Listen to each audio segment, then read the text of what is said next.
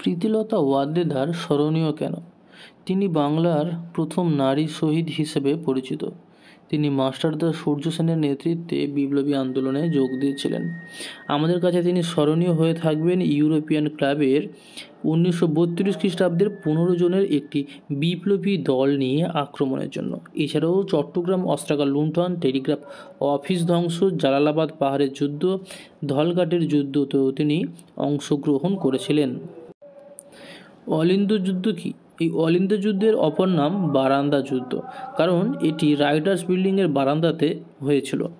বিপ্লবী বিনয় বসু, বাদল গুপ্ত এবং দীনেশ গুপ্ত রাইটার্স বিল্ডিংয়ে জেনারেল সিমসনকে হত্যা করার পর পুলিশের সঙ্গে গুলি যুদ্ধ করেছিলেন। একেই বলা হয় অলিন্দ যুদ্ধ। এই ঘটনাটি ঘটেছিল 1830 খ্রিস্টাব্দের 8ই ডিসেম্বর।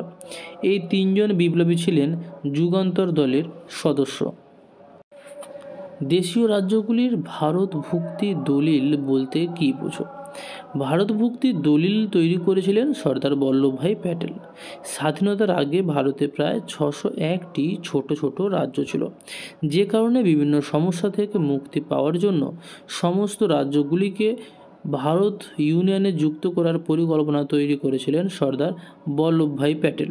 তাদের ভারতভুক্তি দলিলে স্বাক্ষর করানোর জন্য আহ্বান করেছিলেন তিনি, যাতে ভারত একটি শক্তিশালী রাষ্ট্রে পরিণত হয়।